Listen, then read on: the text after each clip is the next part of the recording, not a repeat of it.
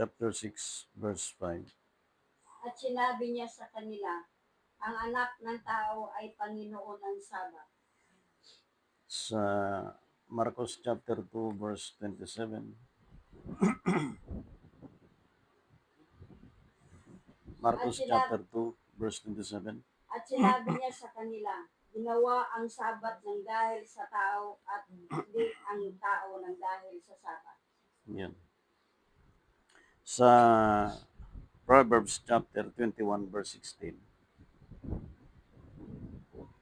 Proverbs 21:16.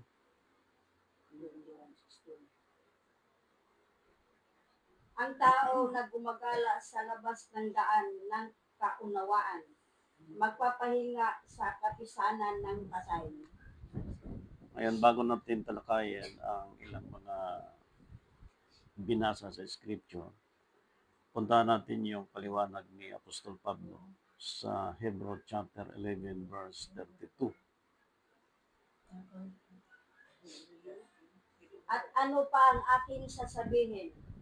Sapagkat kukulangin ako ng panahon kung sasaysayin ko ang tungkol kay Gideon, kay Barak, kay Samson, kay Jepti, tungkol kay David at kay Samuel at mga propeta. Tuloy mo. Na ang mga ito sa pamamagitan ng pananampalatayay nagsiglupig ng mga kaharian, nagsigawa ng katuwiran, nangagtamo ng mga pangako, nangagtikom ng mga bibig ng mga leon. Yung puwersa ng pananampalataya, ipinakita po dyan sa binasa natin na hindi pangkaraniwang puwersa ang taglay nila gamit ang pananampalataya, na ito ay hindi maisaysay ni Apostol Pablo ng isa-isa sapagkat sabi niya, siya ay kukulangin ng oras o ng panahon.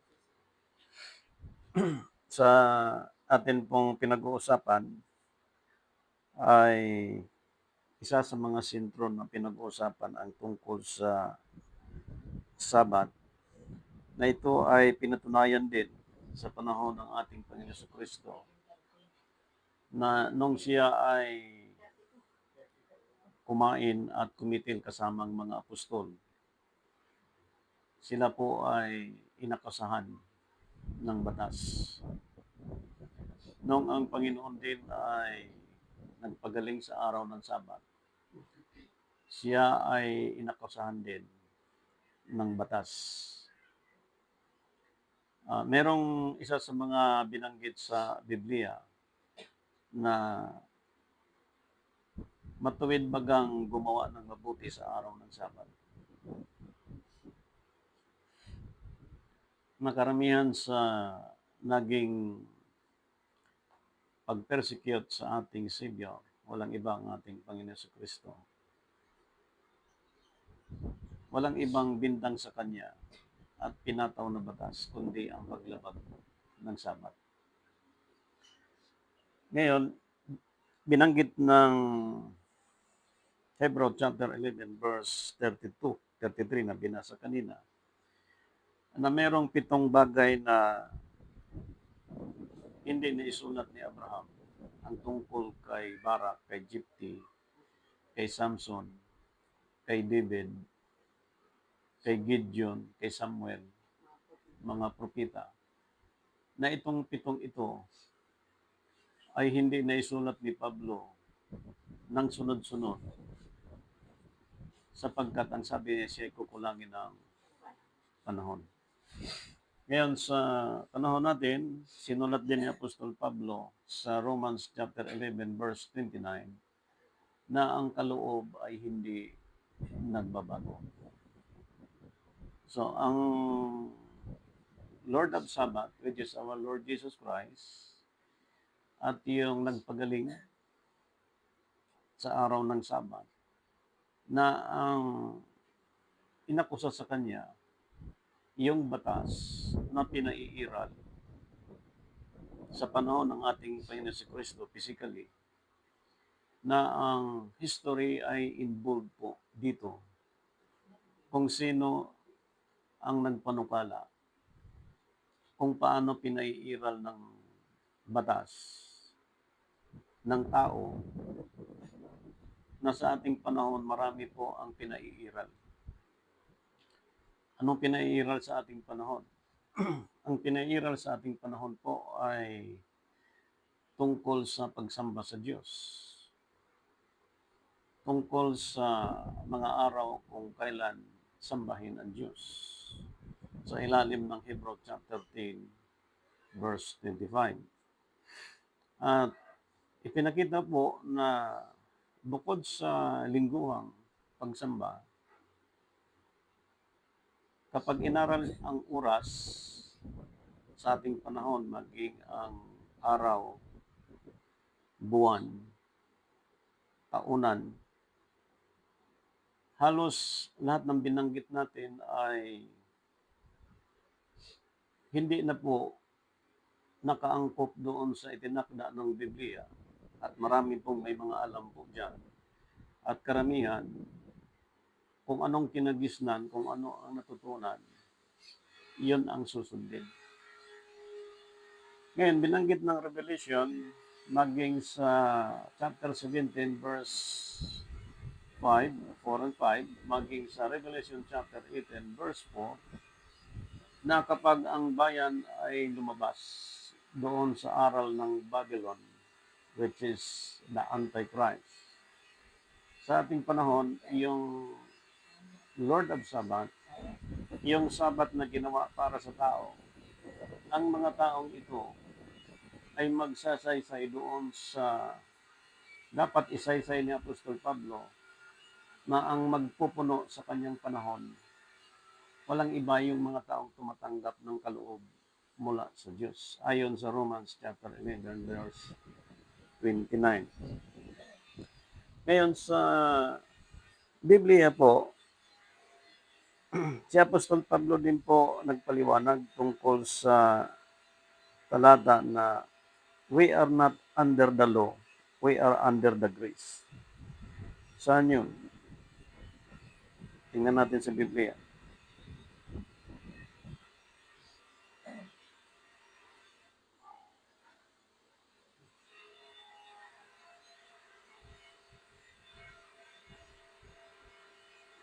Sapagkat dito, nakikita natin sa paliwanag din po ng ating Apostol Pablo na ang sabi niya, Romans chapter 3, verse 19, ngayon ay nalalaman natin na ang anumang sinasabi ng kautusan, yaon ay sinasabi na sa ilalim ng kautusan upang matikom ang bawat bibig at ang buong sanlibutan, okay, ay mapasailalim ng hatol ng Diyos.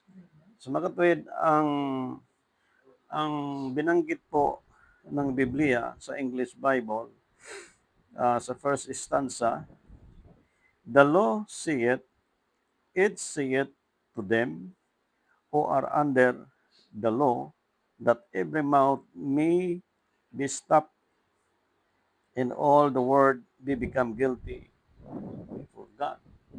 So yung nasa ilalim ng batas, pinapatahimik ng Diyos.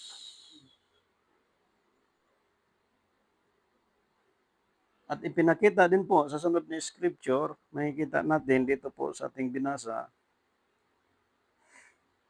halos magkaparehas lang po yung pagkatukoy po sa binasa natin, Romans 6:14,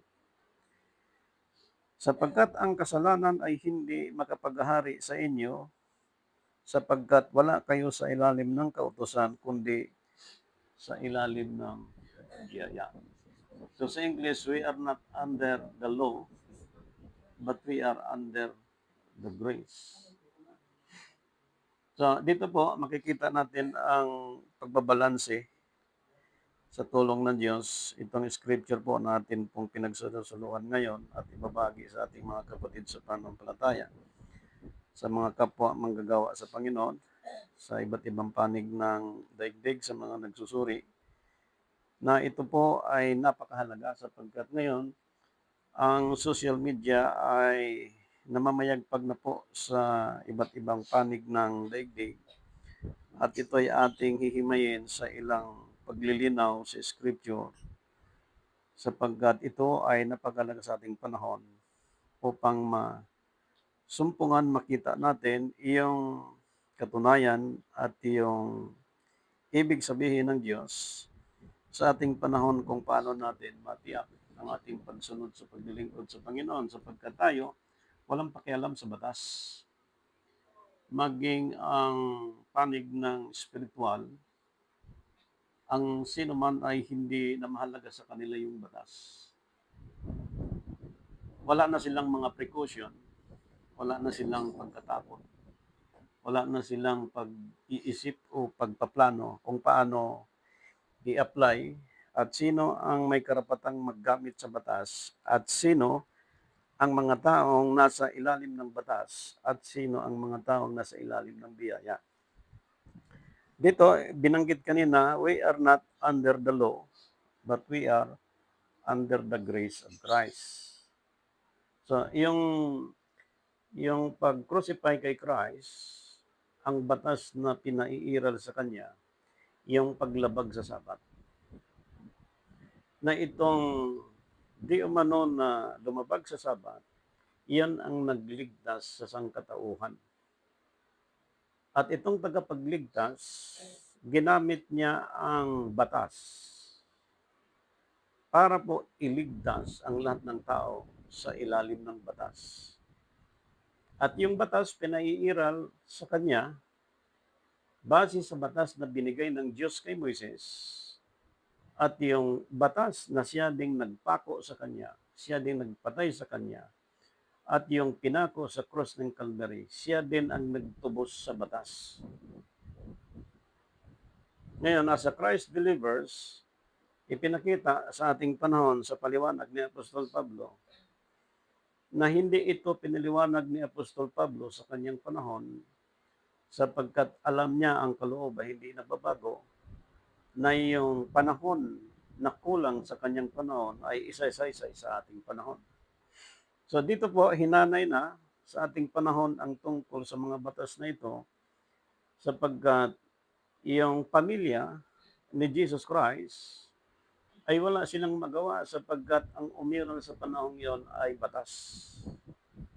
Na halos karamihan ang mga tao, maging mga scribe and Pharisee na expert sa batas, lahat ay nagkaisa upang pairalin yung batas. At yung pinatay nila base sa batas, yun din ang nagtubos doon sa batas para tayo ay makalaya sa batas ng pagkakasala. So kung titingnan mo mga kapatid, maging sa mga lawyer sa panahon ngayon at sa mga nagsusuri, hindi mahalaga na ang salitang batas o ang salitang grasya hindi dapat nasa isip ng isang tao na manatili ang kaisipan na tayo ay wala na sa batas kundi sa grasya na kay Kristo at wala nang pag-iingat ang tao sa mga sinasabi, sa mga iniisip at pinaplano sapagkat ang batas, iyon din ang nagpatay sa ating tagapagligtas. At yung batas na ito, siya din ang papatay sa isang tao.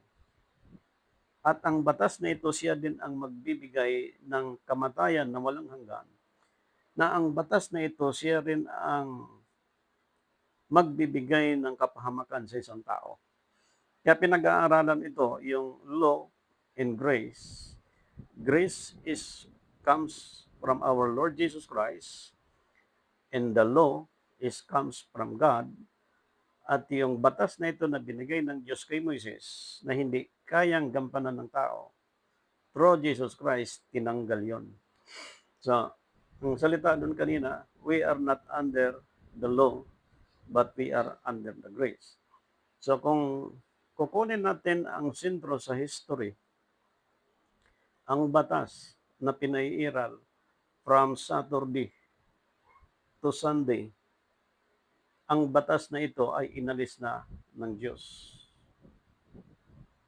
Sapagkat ang batas na ito ay pinalitan na ng grace.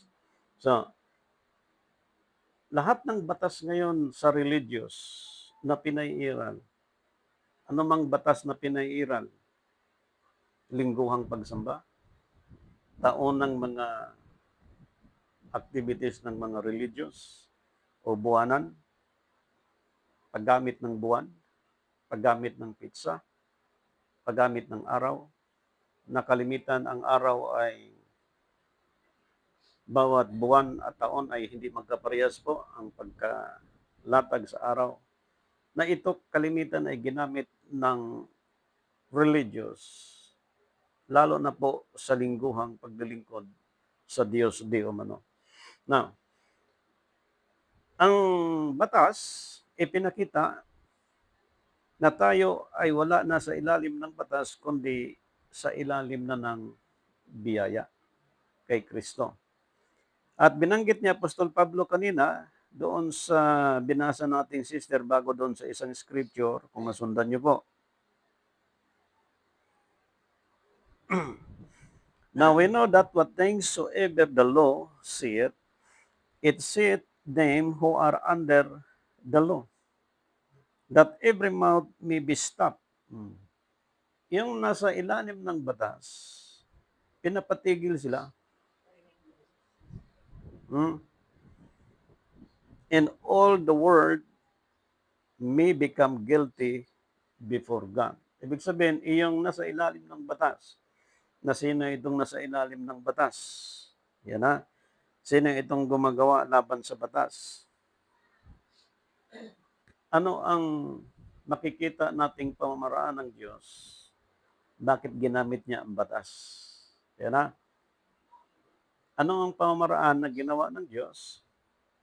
Babae at lalaki, mayaman at mahirap, kung paano niya ginamit ang batas. At kung paano i-apply ang batas sa panahon natin sa Kristiyano, sapagkat ang due time, which is Old Testament time, magamat may Hudyo din ngayon, at ang Gentile nakaposition siya doon sa continuation sa 7 binanggit ni Abraham, sapagkat kapag pinag-uusapan ang 70, yung 7 binanggit ni Abraham ay tumutukoy po yun sa last days, which is weekly competitions. So, yung Lord of Sabbath, na siyang katuparan ng 7th day, which is the image of God, ang celebration hindi nahiwalay doon sa Exodus chapter 20, verse 8, na kapag ginampanan nyo anong klaseng pagganap ng Sabbath, make it holy. Yeah. So, ibig sabihin, ang batas na di umano na nilabag ni Kristo, sabi ng scribe and Pharisee, dahil sa paglabag ng Sabat, ang batas na ito siya din ginamit para tubusin ang tao. Nakuha natin. Na itong taong itong pinatay nila under the law, yun din ang nagtubos sa atin because we are under the law. Ang nasa ilalim ng batas, as a Gentile before, ang batas din ang gumawa para tayo mapalaya sa pagkakasala sa batas. Kaya po, kung pag-uusapan ang pananampalataya, bagamat kinikilala natin ang ibang religion, Buddhism, Hinduism, at Islam, walang ibang paghihikayat na dapat gawin kundi ang yakapin ang pagiging Christ believers. Sapagkat itong batas, siya din ang nagligtas, yung pinatay sa ilalim ng batas. Siya din ang tumubos doon sa pagpatay nila sa ilalim ng batas, na itong batas din ang ginamit ng Diyos para tayo maabsueldo sa kasalanan sa ilalim ng batas. Now, we are under the grace in Christ, salvation, redemption, Lahat ng promise ng Diyos, ibinuhos niya through Jesus Christ. Pero, ang pamamaraan ng Diyos doon sa batas, kailangan makita ng tao, ng sino man. Kaya ngayon po, sa bansang Pilipinas, walang tao na walang relihiyon na sinasaniban. At bawat taong may religion na sinasaniban, meron din pong mga leader yan. At yung mga followers in Christ na hindi po naturuan ng batas, ang leader of the church ay paparusahan din ayon sa batas. Now, ibig natin na ang grace of God through Jesus Christ, yung purpose nito na bakit ako at kayo at ang sino man at ang social media ay na-expound sa buong daigdig by the law and grace of God. So tingnan natin, ang ibinigay na paliwanag ni Apostol Pablo, yung kapamaraanan ng Diyos doon sa batas. Yan na. Sa Romans chapter 3, verse 20. Tingnan natin sa Romans chapter 3, verse 20. Okay? Simula tayo magbabasa. Sapagkat sa pamamagitan ng mga gawa ng kautusan ay walang laman na aariing ganap sa paningin niya. Sapagkat sa pamamagitan ng kautusan ay ang pagkakilala ng kasalanan. Yun. Sa magkatuwid, ang tinutukoy ng batas na kautusan, iyong kautusan ng kasalanan. Maakwit lang siya sa isang batas nung nakilala niya ang kasalanan at kapag hindi na niya gagawin yung kasalanan. Halimbawa po, if we talk weekly service, Sunday is first day of the week, sino naglagay ng batas? Si Kristo o si Constantine? Oh. Ibig sabihin, yung batas ni Constantine, ng emperor ng Roma, inabolish na yun because on that law is under the law of Constantine. Is not under the grace of God through Jesus Christ. Now, as a Christians, we are under the grace of Jesus Christ. If we use Sunday is first day of the week, we are under the law. So lahat ngayong mga religious sa buong daigdig na gumagamit na Sunday is first day of the week, lahat ito ay under the law against God, not under the grace. So ang sabi ng scripture, therefore by the deeds of the law, there shall no flesh be justified in his sight. For by the law is the knowledge of sin. For by the law is the knowledge of sin. Sa Tagalog, sapagkat sa pamamagitan ng mga gawa ng kautusan ay walang laman na aariing ganap sa paningin niya. Sapagkat sa pamamagitan ng kautusan ay ang pagkakilala ng kasalanan. Nung dumating ang kautusan, doon nakilala, sabi ni Apostol Pablo, ang kasalanan. Nung dumating din sa atin ang kautusan, doon natin nalaman we are under the law. And we need Christ to receive as Lord and Savior. Doon lang natin naranasan nung tinanggap natin si Kristo, yung gospel of grace. So, therefore, by the deeds of law, there shall no flesh be justified in the sight. So, pag sinabing laman o flesh, na itong laman ay sa pagkakasala at nagkasala nung nakilala niya ang kautusan, doon niya nalaman na siya ay makasalanan.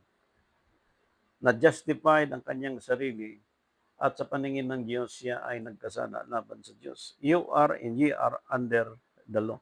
So meaning, ang purpose ng batas para po ipakita sa ating panahon na kailangan ang tao makaalam sa mga batas ng kasalanan, na ito ay nasa ilalim ng 10 utos na ang 6 para sa tao, 4 para sa Diyos. So ang batas ng kasalanan para sa tao ay nasa ilalim ng 10 utos. At ang Sabat na inuutos ng Diyos in chapter 20 verse 8, sa English, make it holy. I-celebrate, ipagdiwang ang 7 araw ng banal sa Panginoon. Why? Sapagkat ang gospel of grace through Jesus Christ, siya yung katuparan na ayon sa Lucas 6:5, I am the Lord of Sabbath. So meaning, iyong mga under the grace of Christ, lalabas sila sa batas na pinaiiral ng ating kinagisnan sa ating panahon. Sapagkat kung hindi sila lalabas sa batas na pinairal from the history, 321 century, ye are or they are under the law. So, hindi malalaman ng tao, hindi alam ang pamaraan, ang purpose ng Diyos, bakit may batas. Ito ay hindi tinuturo sa atin. Tinatago ito. Sapagkat kung alam natin, tiyak, 15 years old, 20 years old, alam na natin ang tamang paglilingkod sa Diyos. Inabot pa tayo ng 30, 40, 50. Nagkarambol-rambol mo na ang buhay bago natuklasan ang katotohanan. Kasi po, pinagkait sa atin ang kaalaman paano pairalin ang batas sa tamang paglilingkod sa Diyos, kung paano si Kristo hinatulan ng batas, at kung paano ang batas ginamit para tubusin tayo mula sa ating mga kasalanan. Okay. Pinaliwanag din ni Apostol Pablo sa kanyang sulat sa Romans chapter 5 verse 20. Ito po ang pagkasabi niya sa Romans chapter 5 verse 20. Okay, basahin natin. At bukod sa rito ay pumasok ang kautusan upang ang pagsuway ay makapagnagana. Datapwat kung saan nanagana ang kasalanan ay nanaganang lubha ang biyaya. Yan. So, ang batas, ipinakita, moreover the law entered, that the offense might abound, but where sin abounded, grace did much more abound. Yung kautusan, binanggit po, nung pumasok, ang kautusan, upang ang pagsuway ay makapanagana. Ayan na. Yung law, the purpose of law, batas, na pagpasok po ng kautusan, ang pagsuway ay mananagana. Kaya kung nabasa niyo po sa Ephesians, redeeming the time because the days are evil, na ang dispensation of time, which is our dispensation, is the evil dispensation. Kaya dito po ang dayaan, ang lukuhan, ang traidoran, conspiracy, nakawan, lahat po nandito. Even in any nations, corruptions, killings, lahat po, conspiracy. Pero madali lang siyang actually hulihin. Kasi po, sa bahay, kinakailangan pag meron kang kuryente, meron kang main switch. Para may trouble, i-off mo kaagad. Ganon din sa tubig. Merong main switch. Kapag may nasira na isang lugar, i-off agad. Ibig sabihin, kung may nangyayari sa mga outlet, pag sinundan niyo po yung connection, saan galing, malalaman mo. At alam at malalaman ng sino man, either ikaw ay taga Maynilad, sapagkat ngayon, ang reading ng Maynilad, wala ka sa harap ng iyong metro na nakatingin kung ito talaga ang number ng iyong metro na kinain mo sa loob ng isang buwan. Sa kuryente, wala ka rin sa harapan ng nagre-reading na ito ang number ng iyong kontador. Ang hinihintay na lang ng tao, pag dumating sa bahay mo yung resibo, kung magkanong bibayaran mo, bayad ka na lang. Ngayon sa ating panahon, this 2025, if we talk conspiracy and corruptions, noon pa nangyayari yan. Ibig sabihin sa ating panahon, tumakbo ang maraming taon, ini millionaires and billionaires. Ngayon po, sabi nga ng Biblia, mas mabuti pang kumain ka na ng isang dakot kaysa dalawa. Magulo naman ang buhay mo. Kaya pumasok po yung aral be content kung ano ang meron na kontento ka. At ngayon po, sa evil time, ipinakita dito the purpose of law upang ipakita ng Diyos ang kasaganaan ng mga tao na lumalabag sa batas. Gayon na karami. Alam na po na kung kailan ang samba, inuuna ang trabaho, wala nang pakialam sa paglilingkod sa Diyos. Alam na itong tradition na ito hindi galing sa Biblia, sige pa rin ang tao. Alam na ang solusyon sa lahat ng bagay na kailangan maglingkod sa Diyos, sige pa rin ang tao. Sige pa rin.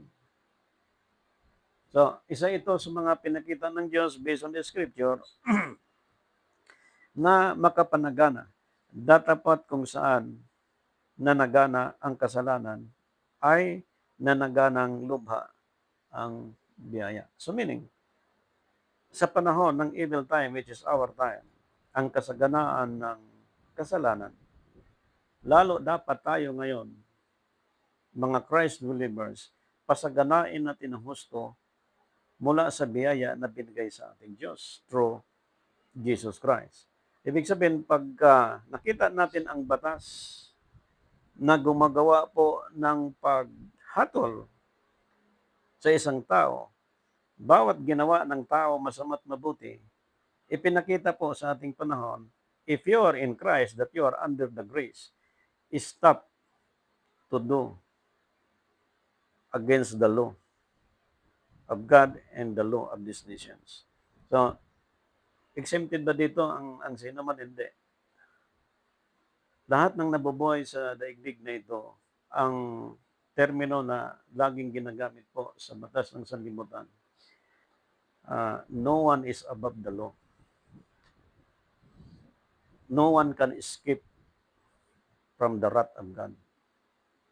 So, ang pinakita lang sa Biblia, bawal mag-judge ang sino man, lalo na kapag hindi siya huli.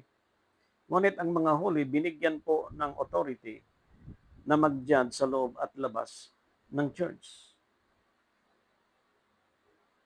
Ipinakita din ni Apostol Pablo na lahat tayo ay haharap sa hukuman ni Kristo.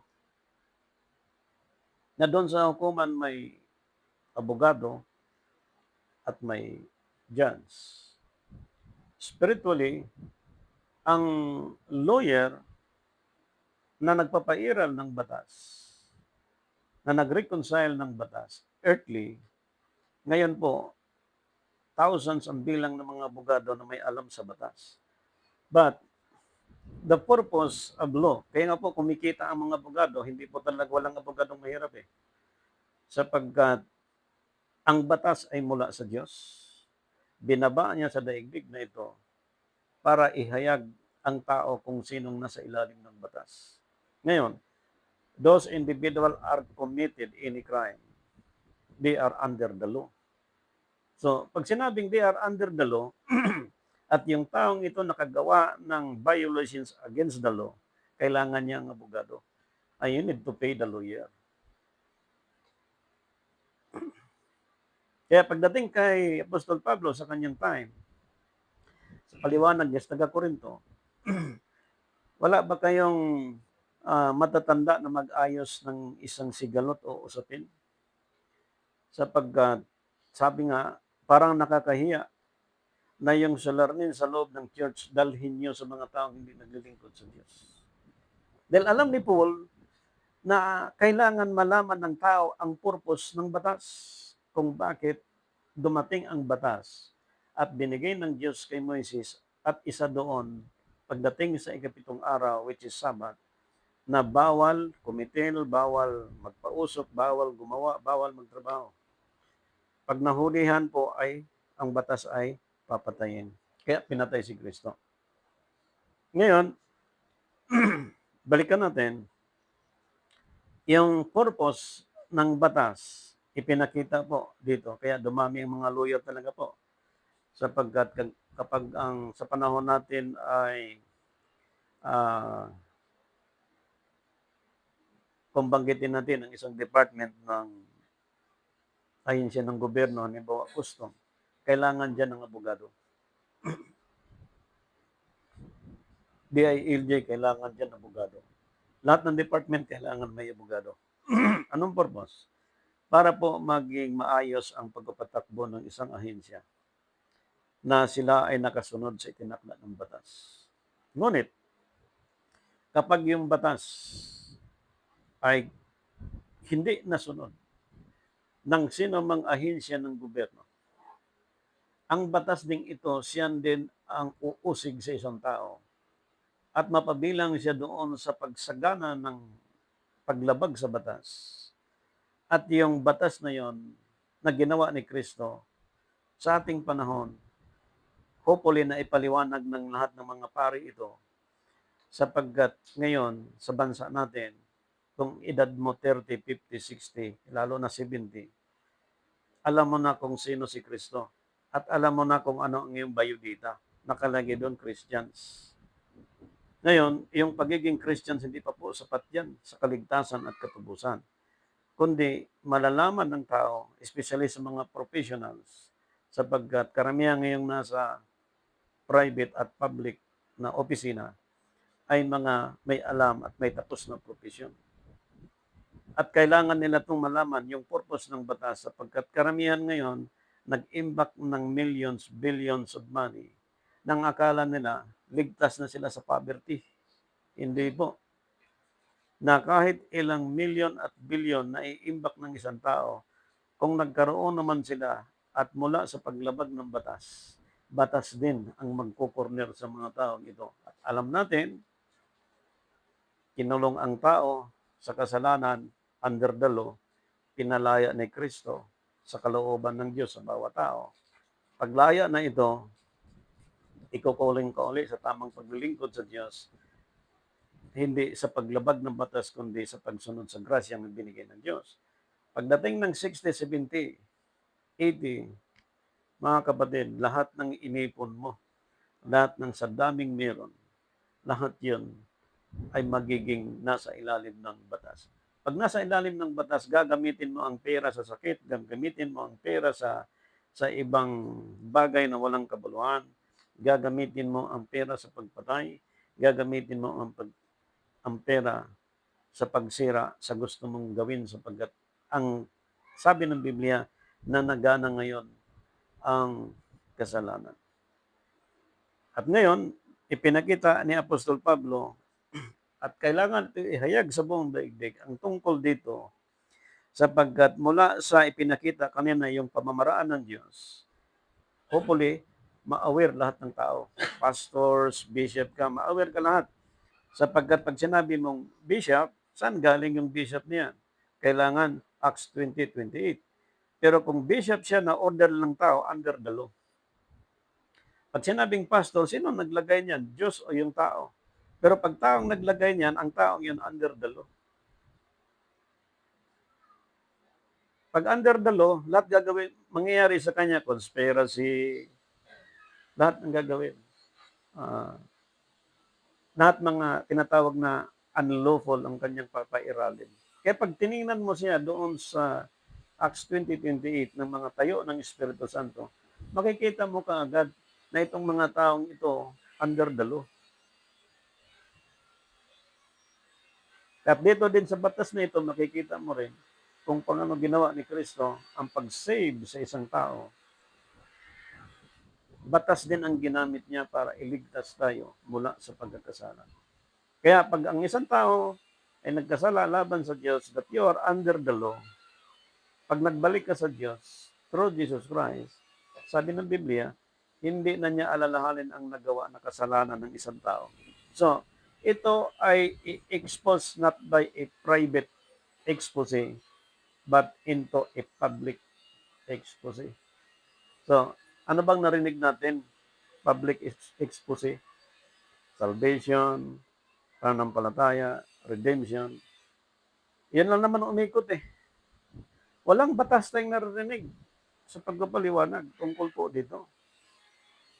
So, isa dito sa pinaliwanag po ng propeta ng Diyos na si Joshua, chapter 8, verse 35.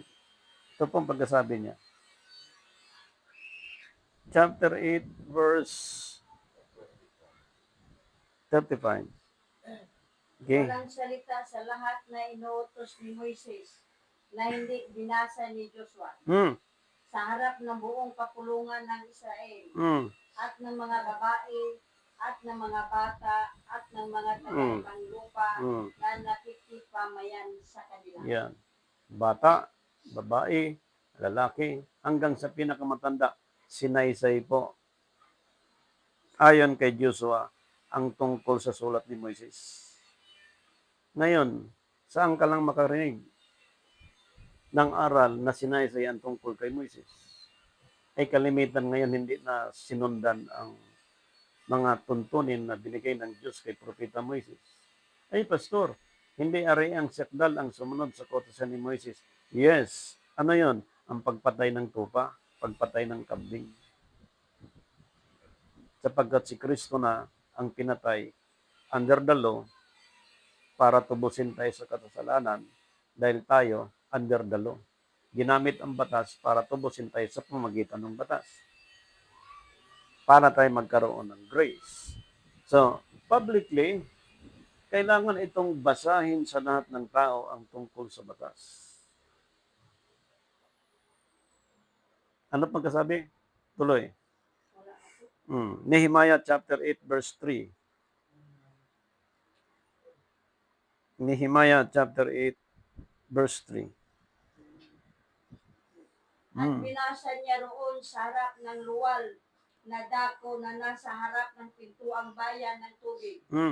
Mula sa madaling araw hanggang sa katanghaliang tapat sa harapan ng mga lalaki at mga babae at ng mga makakaalam at ang mga pakinig ng buong bayan ay nakikinig sa aklat ng kautusan.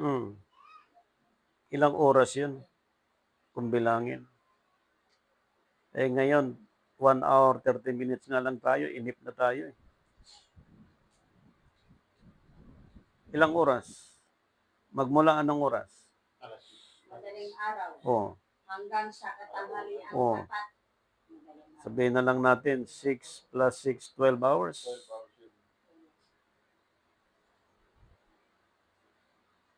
Binasa niya ang tungkol sa mga batas. Bata, babae at lalaki hanggang sa pinakamatanda. In public po. Eh ngayon, bakit tinago ang batas? Para sa akin, my personal opinion, tinago ito para maging ignorante tayo. At akala natin na sa ilalim tayo ng grasya, hindi pala. Nasa ilalim ng batas. Pagsuway. Pagsamba ng araw, anong araw? First day of the week, linggo. Gawa ni Constantine, under the law. Sabat na Sabado, gawa ng Hudyo, under the law. Inabolish na yan. Ang sabi ng Lucas 6:5, I am the Lord of Sabbath. Ibig sabihin, kung may first day of the week na resurrection, siyang magbigay, si Jesus Christ. Siyang Lord of Sabbath eh.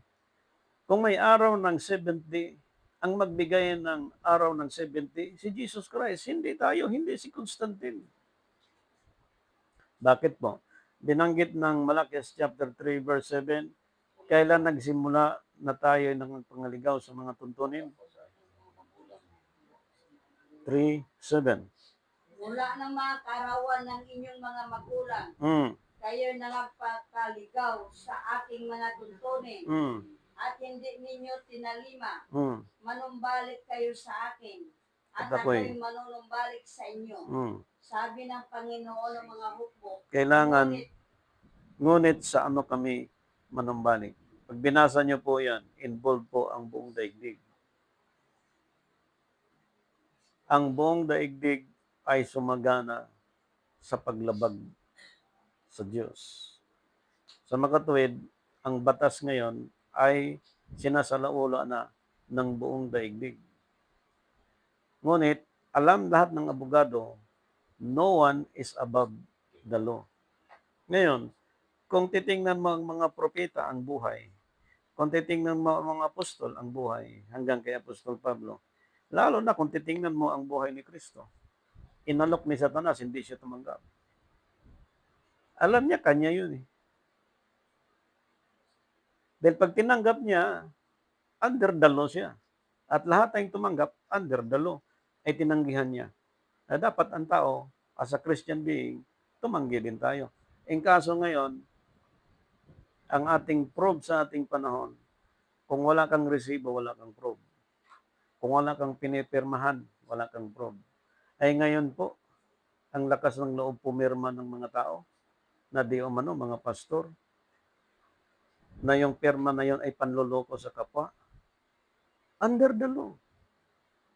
Ngayon, itong pastor na walang mga resibo, walang mahabol, exempted yan. No one is above the law. No one is above the law. Sino bang mga sikat sa Bible na pinarasahan ng Diyos? Haring Nabucodonosor, David, Herodes. Mga bilyonaryo yan. Bakit hindi tinuro ng pare at mga kardinal ito ang tungkol sa batas na ito?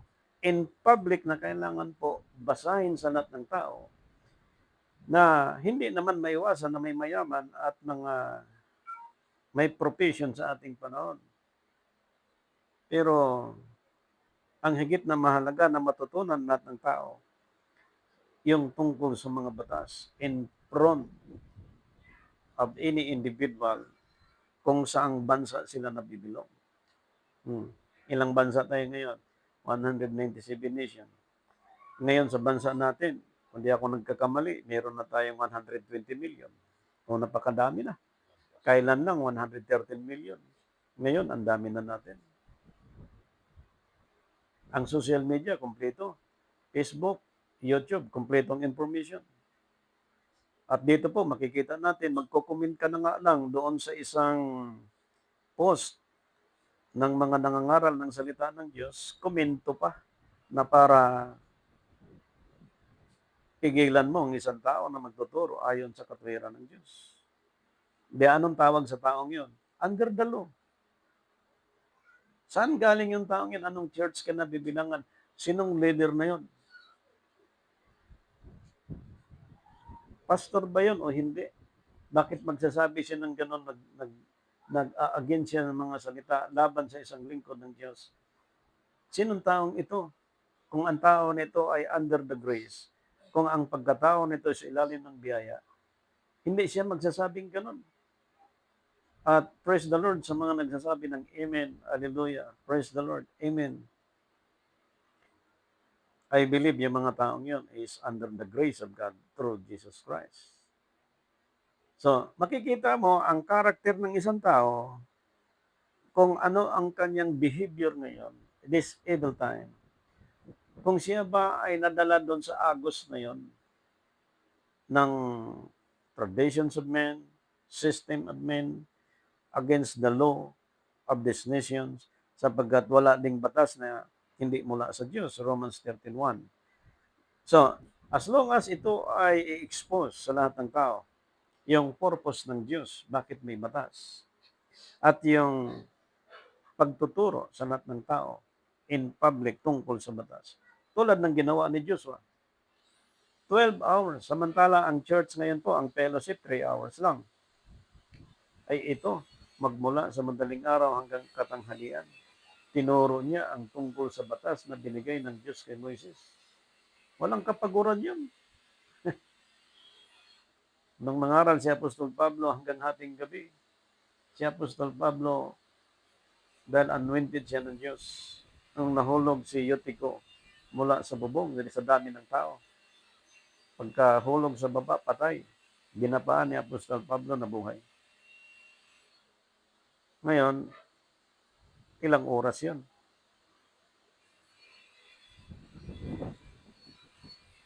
Kaya po, ipinakita din sa paliwanag ni Propeta Nehemia ang tungkol po dito sa batas na pinag-uusapan natin kung paano din po yung tinuturo sa kanyang panahon. Okay. Jeremiah chapter 36 verse 6. Chapter 36 verse 6. Kaya't pumaroon ka at basahin mo sa balumbon ang iyong isinulat na mula sa aking bibig. Yes. Ang mga salita ng Panginoon sa mga pakinig ng bayan, Amen. sa bahay ng Panginoon, Mm. sa kaarawan ng pag-aayuno, at iyo ring babasahin sa mga pakinig ng buong Huda na lumabas sa kanilang mga bayan. Yan. Come out from among them. Yung galing sa bahay, lumabas sa bayan, nakinig sa pagbabasa tungkol sa kautusan na binigay ng Diyos. Ngayon, ipinakita sa ating panahon yung pagbasa nito at pagpapaliwanag nito sa ating panahon. Kung pag-uusapan yung pag-aayuno, halimbawa, ayuno, ano bang dapat gawin sa pag-aayuno? May nag-aayuno ng 3 days, 10 days, 15 days. Walang kain yun. Minsan tubig, minsan skyflex. Pag-aayuno. Sa panahon ng mga apostol, ang sabi ng mga eskriba at parisiyo, ba't hindi kayo nag-aayuno? Ang mga tao ay palibasa nasa ilalim ng batas. Mahilig mamuna. At nung pinunan yung Panginoon, hindi pwedeng mag-aayuno ang mga apostol hanggat kasama nila ang panauhin. Nung kasama nila ang panauhin, hindi pwede sila mag-aayuno. Sa ating panahon, kapag under the law ang isang tao, patay sa kanya ang Diyos. Patay sa kanya ang ating tagapagligtas. Ngunit kung under the grace siya in Christ, buhay sa kanya ang Diyos hanggang ngayon. Na ang tanging iayuno niya, yung huwag siyang magpailalim sa batas, kundi sa grasya kay Kristo. Takot siyang gumawa ng masama, ng bisyo, ng laban sa Diyos. Takot siyang gumawa ng mga bagay na hindi nakalulugod sa Panginoon. Sapagkat lahat yun kapag sinuway, ye are under the law. Kaya po, mapapansin natin na pag pinag-uusapan ang batas sa Old Testament, if we talk Sabbath, maraming mga Seventh-day Adventist po ngayon, mga Sabadista, na talagang pinaglalaban yung Sabado, which is yung time ng seventh day. Ang problema lang po na talagang kailangan kalkalin, if we talk salvation through Jesus Christ, yung Sabado hindi na po mula kay Kristo as a Lord and Sabbath. Yun ay due declaration. Lalo na pagdating sa Sunday, na nalipat ni Constantine from Saturday to Sunday, hindi na po mula yan sa Lord of Sabbath, which is our Lord Jesus Christ. Yun po ay batas na pinairal ni Constantine hanggang ngayon sa ating panahon. So ngayon po, ang daming na penetrate. Born again Christian doon, lahat ng churches ngayon po. Liban na lang sa ibang mga churches. Kaya sabi nga, yung iba na nagsusuri, na kailangan makita ang eksaktong first day of the week sa ating panahon. So, tinanong natin lahat ng mga professor, hindi na mahalaga yung pastor, ang mahalaga ang kaligtasan kay Kristo. Yes, ang gumaganap ng grace of God, yung mga saved in Christ. Kaya ito pinag-uusapan natin, pagganap ito ng mga saved in Christ. Kapag ang tao saved in Christ, hanapin mo ang katotohanan. Kaya sabi, search the scripture. 5:24 ng John, ililipat sila sa buhay mula sa kamatayan. Ay, mayroong pag-transfer talaga. From the law to the grace. From the death to life. Mayroong transfer talaga, mga kapatid, kay Kristo. Okay. Isa pa dito, binanggit kanina, Kaya pumaroon ka at basahin mo sa balonbon ang iyong isinulat na mula sa aking bibig. Okay? Ang mga salita ng Panginoon sa mga pakinig ng bayan sa bahay ng Panginoon sa kaarawan ng pag-ayuno at iring babasahin sa mga pakinig ng buong Huda na lumabas sa kanilang mga bayan. Magmula sa panahon nila hanggang sa panahon natin, makikita mo yung tatlong dispensation. Nasa time natin sa dispensation of the Holy Spirit, which is the evil time, sino kaya ang nagsaysay tungkol sa mga batas ngayon? Hindi na nga pinag-uusapan ng biblical sa panahon ngayon eh. Ano ba yung sabi ni Propeta Jeremias? Gaano ba yung kaimportante? Yung sabi ni Apostol Pablo, sinabi niya yun, gaano ba kahalaga? Nakakalimutan na. Hindi na pinag-uusapan. Ang buhay sa mundo ang pinag-uusapan, which is under the law.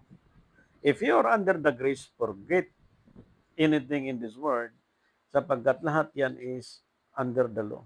Pag-uusapan mo yung buhay, pag-uusapan mo yung kayamanan, under the law. And no one can escape the law. No one is above the law. So, if you're under the grace in Christ, narinig natin, magmula nung naglingkod sa Diyos hanggang sa panahon natin, ano ba yung sinabi ng Diyos tungkol sa mga batas? Ano ba yung inalis? Ano ba yung dinagdag? Ano ba yung inalis? Ano ba yung nilapat doon na through Jesus Christ, nang sabi ng scripture kanina, ginawa ang Sabat, Marcos chapter 2 verse 27, para sa mga tao. Ginawa ang Sabat para sa tao. Sinong gumawa ng Sabat? Di ba Diyos? Sino ang larawan ng Diyos? Si Kristo. Ngayon, anong araw siya namatay? Anong araw siya nabuhay? Now, if you're under the grace of Christ, si Christ ang magbibigay ng araw ng resurrection, araw ng seventh day. But if you are under the law, ang magbibigay siya ng araw si Constantine. Kaya lahat ng Sabadista ngayon na nagsabat ng Sabado, ang batas na pinairal ng araw ng Sabado, ang nagpairal niyan sa time pa ng Old Testament time. Roman practice pa rin. So, Pastor, Sabado eh. Okay. Paano naging Sabado? Basta Sabado. Pastor, Lunes ang Linggo ang first day of the week. Okay, tanong ko, bakit Linggo ang first day of the week? Ipaliwanag mo.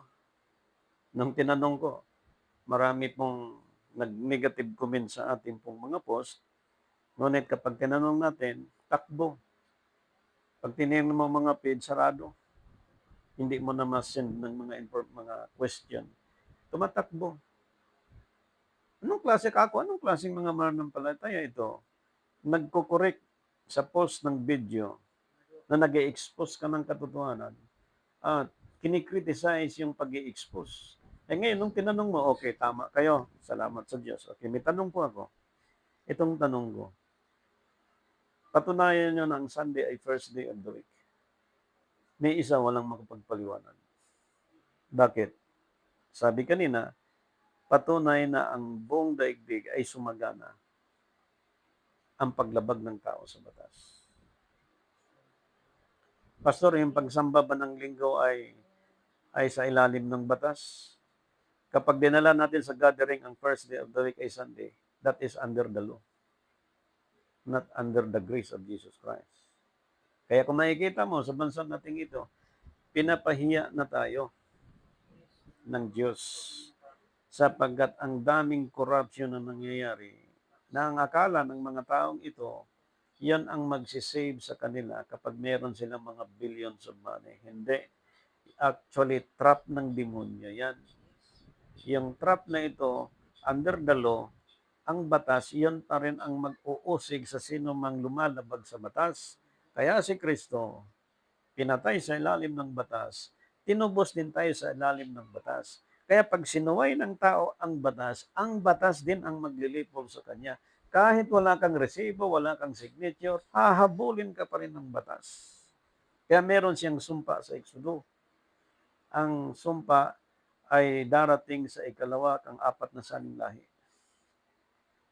At sana na ituro ito ng ating mga tagapagturo para po matakot ang mga tao dito sa batas na ito.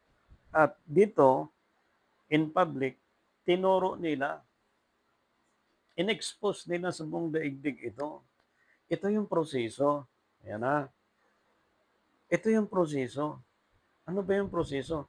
Kailangan daanan mo itong pagkakasalang ito para malaman mo na ang kautosan ng kasalanan, ito pala yan. Nung dumating sa'yo, mali pala yun. Ngayon, nung dumating sa'yo, dahil tinuro sa'yo, alam mo na ang tama at mali. Hindi ka nalalabag sa batas. Susundin mo ngayon ang itinakda ng batas. Galing sa Diyos, ibinigay ng Diyos para sa tao, Romans chapter 13, verse 1. Ngayon, tanong, paano maging exempt ang mga under the grace sa panahon natin dito sa batas na ito? Kaya na, sapagkat ang batas ay nag-regulate siya sa lahat ng bagay, lalo na po sa mga material na bagay, maging sa agreement, maging sa mga pagnonotary, maging sa mga resolution, maging sa lahat ng bagay na may kaayusan, under 1440. Ngayon, ang church, hopefully, magmula sa kanila, yung grace na yan, those saved in Christ sa panahon natin, paano pa iralin yun? Na ngayon, walang ibang nagpapairal pag sinabing batas, hindi yan papairalin ng basta-basta ng isang church kung hindi ka sa ilalim ng panggobyerno ng Diyos.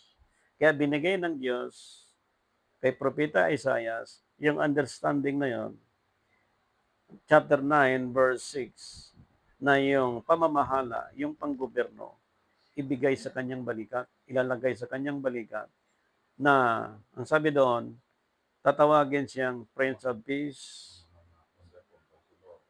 Counselor, Everlasting Father. At yung government niya mag-i-increase yung peace. Ay kung mapansin mo, sa ating panahon, lalong maganda sana tayo kasi kung ekonomiya ng bansa natin pag-uusapan, ang ganda na kasi nung mga 19 ganito, tumaas ng economics. Eh ngayon parang lumubog tayo. Na samantala, billion-billion ang pinag-uusapan, nahuwa na huwag mangyari na maabutan pa tayo ng Myanmar na tayo ay lulubog pa, mas mataas pa. Alam mo, ang Asian country, nag-grow up na sila eh. Tayo, grow up na rin. In kaso, biglang kumanon. So bakit sila natutong magnakaw? Dahil hindi tinuro ang batas. Mostly, pag dumating ng church, nakikinig sa wali ng pare. And then, pag hiningi yung collection, ito yung sobre, ganyang kakapal. Babanggitin ng pare. Okay na. Labas ng simbahan, okay na. Hindi niya alam ang batas kung paano. Sapagkat ang batas, ipinakita yung salitang due process. Pag sinabing due process, utak ng abogado yan. Anong sabi doon? A person shall not deprive property rights without due process of law. Pag tinan mo, attorney, saan makikita yan? Article 3, Section 1, makikita mo ang batas na nandun nakalagay. Ano ba yung due process? Mga kaayusan at karapatan. Ano bang karapatan dapat ibigay sa isang tao? Mga kaayusan, ano bang dapat ibigay sa isang tao? Ito yung batas. Huwag mong gawin yan. Huwag mong gawin yan. Ang sabi ng Diyos kay iba, pwede niyong kainin na, pero nasa gitna ng halamanan, pagkakilanang masama't mabuti, huwag niyong kainin. Kinausap siya ni Satanas. Nung sabi ng Diyos, pag kinain namin yan, mamamatay. Sabi ni Satanas, hindi. Ngayon, ang batas na yon, sinuway mula pa sa Eden at hindi pa tinuro sa ating panahon. Lalong naging mangmang tayo sa batas. Pero, itong batas ang dapat katakutan. kung nakalagpas ang isang tao, 1 taon, 2 taon, 4 na taon, 5 taon sa batas, one day, sisikupin siya ng batas. Ngayon, ang yung gospel of grace, if you are under the grace of Jesus Christ, you are not under the law. Hindi ka pwedeng dodulog sa batas para i-condemn mong isang tao. Wala na sa iyo yung law. Ngayon, maraming mga Christian na ginamit yung law na di umano karapatan, yes, para sa under the law. But if you are under the grace of Christ, bawal na yun. Pag sinambawal, hayaan mo ang batas o usig sa isang tao. Hindi na ikaw. So in public, tinuro ito, nilinaw ito, pinaliwanag ito tungkol dito.